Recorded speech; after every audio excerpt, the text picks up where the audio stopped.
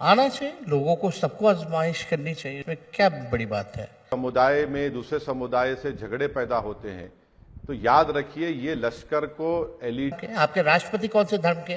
एक उमर अब्दुल्ला को छोड़ दीजिए। महागठबंधन के बड़े नेता तेजस्वी यादव है, इसमें नो डाउट है। और तेजस्वी यादव अपने हिसाब से लीड भी कर रहे हैं और कहीं ना कहीं हर चीज़ों को रिप्रेजेंटेशन के साथ रख रहे हैं, हर लोगों के साथ कोलैबोरेशन है। उनका एक महागठबंधन में बहुत बड़ा ज़बरदस्त इनिंग हो रहा है और कहीं ना कहीं उनके जगह पर सीएम का जो चेहरा है क्लियर हो चुका है कि वही रहेंगे, यानी सीएम पद की दावेदारी क्लियर हो गई है। उस महागठबंधन में करीब करीब कांग्रेस के साथ जो टाई अप है, कांग्रेस है, आरजेडी है और भी मुस्लिम दल के नेता हैं और भी छोटे छोटे पार्टियां शामिल हो रहे हैं, लेकिन दो पार्टी लेकर के अभी भी कंफ्यूजन है। मुकेश सहनी की पार्टी है और दूसरा पशुपति पारस की पार्टी है, क्योंकि अभी भी उनका कोलैबोरेशन क्लियर नहीं पता चलता है कि किधर शिफ्ट हो जाएंगे, किधर नहीं शिफ्ट हो गए।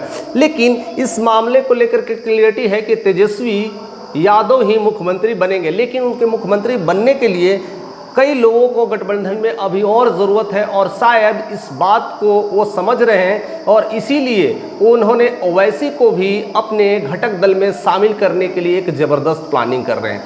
और हमें नहीं लगता है कि ओवैसी इस बात को नहीं समझ रहे हैं कि ओवैसी इस बात को नहीं आएंगे और शामिल नहीं होंगे। ओवैसी अब AIM MIM के एक बहुत बड़े नेता रह चुके हैं और हैं भी और बड़े अच्छे कार्य कर रहे हैं। ऑपरेशन सिंदूर के बाद वो भारत के ज़बरदस्त हीरो हो चुके हैं। पाकिस्तान मुर्दाबाद, भारत जिंदाबाद, भारत। और जिस तरह से लोग उन्हें नीचे दृष्टि से देखता था या हिंदू मुस्लिम में जो पॉलिटिकल भाव था वो खत्म हो चुका है और वैसे एक बड़े नेता के रूप में उभर रहे हैं। अब उनके लिए भी एक चुनौती है कि बिहार में परचम लहरा लें और उनका भी कहीं ना कहीं मंत्रिमंडल कोई ना कोई मिल ही जाएगा अगर वो सीट ला देंगे तो। अब बात करते हैं कि बिहार में मुस्लिम सीट 2020 में कितनी मिली थी। 2020 के जो आंकड़े निकल के आते हैं उसमें 19 जो विधायक बने थे वो मुस्लिम विधायक बने थे। और कहीं ना कहीं अगर ओवैसी जी अगर बिहार में एंट्री कर ले और ख़ास करके आरजेडी के साथ, तेजस्वी के साथ महागठबंधन में शामिल हो जाए तो एक बड़ा चेंज हो सकता है, एक बड़ा गेम चेंजर्स का फार्मूला सामने आ सकता है। और अगर वो अकेले लड़ते हैं तो वोट भी अगर काटेंगे तो तेजस्वी का काटेंगे, क्योंकि मुस्लिम में MY समीकरण का जो कंट्रीब्यूशंस है कहीं ना कहीं यादव के साथ है, यानी तेजस्वी यादव के साथ है, तो वोट भी कटेगा तो तेजस्वी का कटेगा। दूसरा, कांग्रेस भी ही मुस्लिम सपोर्टर्स है तो उनका भी वोट कट सकता है। अगर वो अकेले लड़ते हैं तो नुकसान भी सबसे ज़्यादा महागठबंधन को होने वाला है। और इस बात को भी समझ रहे हैं कि महागठबंधन के साथ अगर हम अकेले लड़ेंगे तो हमें भी कट के वोट मिलेगा और कटेंगे तो बटेंगे, यानी जब बटे थे तो कटे थे, कुछ नहीं होने वाला। इसलिए जितना भी बंटवारा होते जाएगा वो आपस में एक तरह से एक दूसरे को नुकसान पहुंचाने वाला है। और इस बात को वैसे बिल्कुल समझ चुके हैं और अभी उनकी जो लोकप्रियता का जो लेवल है एक आसमान छू चुका है, एक नए लेवल का है। हर लोग उन्हें ऑपरेशन सिंदूर के बाद जानने लगे, उनकी छवि बदल गई है। ऐसा लगता था कि वो भी मोदी भक्त अब हनुमान हो चुके हैं और कहीं ना कहीं मोदी के साथ में रहेंगे और साथ साथ भाजपा में मिलने वाले हैं। लेकिन कुछ ऐसे अंदरूनी खबर आ रहे हैं कि बिहार में ऐसी जो घटक दल के जो पार्टी है, उनके जो मुस्लिम लीग के जो कार्यकर्ता हैं, ऐसी क्लियरिटी ला रहे हैं कि अब हम आरजेडी के साथ जा रहे हैं, यानी महागठबंधन के साथ मिलने जा रहे हैं। अगर महागठबंधन के साथ अगर मिल जाते हैं तो बिहार में एक बड़ा उलटफेर हो सकता है, क्योंकि 20% मुस्लिम वोटर्स हैं। अगर 20 विधायक भी अगर वो ले आते हैं तो 122 में से 20 उनके पास है, तो बड़ा उलटफेर होने की संभावना है। और वही उलटफेर में कहीं ना कहीं ओवैसी चाहते होंगे कि अगर मैं बिहार में एंट्री कर जाऊं और मेरे मुस्लिम में ही 2 मंत्री बन जाए, इससे बड़ी उपलब्धि क्या हो सकती है। और बिहार में भी उनका कंट्रोल होगा, नियंत्रण होगा और एक मुस्लिम समुदाय के लिए बड़ा काम कर सकते हैं। तो वो चाहेंगे कि बिहार में कहीं ना कहीं हमें यह अवसर्स है उसको साथ लेना चाहिए और वह मामला बहुत जल्दी क्लियर हो जाएगा, क्योंकि अभी अंदरूनी बात चल रही है, अभी क्लियरिटी नहीं है। लेकिन इतना तो क्लियर है कि जिस तरह से तेजस्वी यादव MY समीकरण के बात करते हैं, उनके समीकरण में मुस्लिम और यादव ही होते हैं और मुस्लिम का सपोर्ट कहीं ना कहीं ओवैसी के साथ मिल करके एक ज़बरदस्त हो सकता है। दूसरी तरफ से वक्त बिल को लेकर के भी मुस्लिम सपोर्ट कहीं ना कहीं उन्हें मिल रहा था। ऐसे कई सारे जो कारण हैं वो सपोर्ट मुस्लिम का मिल जाता है। और कांग्रेस भी कहीं ना कहीं इस बात का इंक्लिनेशन है, वो भी चाहते हैं कि अगर हम साथ नहीं रहे तो कट जाएंगे, यानी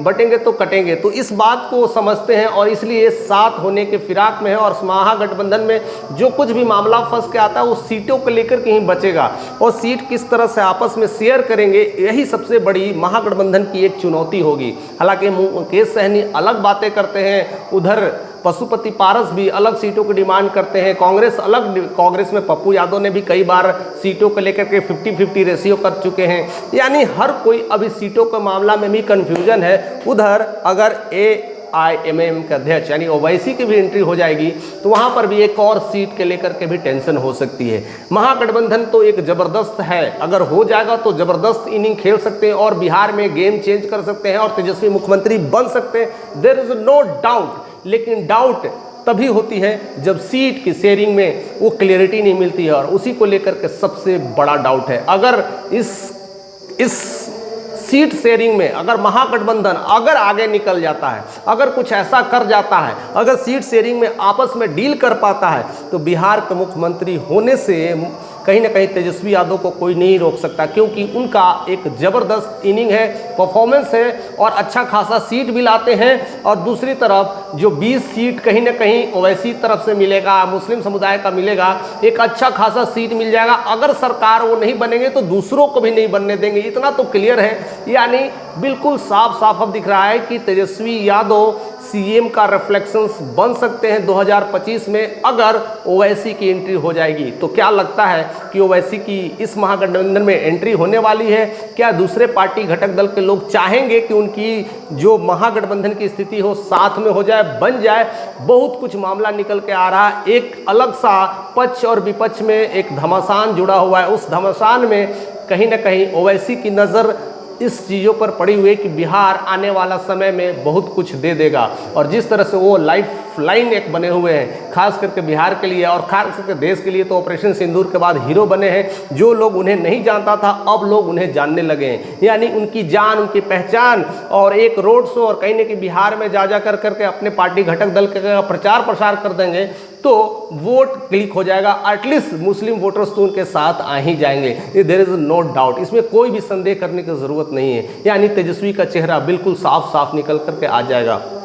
लेकिन इस सीट शेयरिंग के मामले में क्या हो सकता है, किनको कितना सीट मिल सकता है, ये सब कुछ हम आने वाले वीडियोस में बहुत कुछ डिटेल में बताएंगे कि कितना कितना मिल सकता है और कैसे चीज़ों को संभाल पाएंगे और 122 का जो आंकड़ा है वो किस तरह से छुएंगे। तो अगले वीडियोस के साथ ज़रूर बने रहिएगा, पूरे डिटेल एनालिसिस के साथ आऊँगा।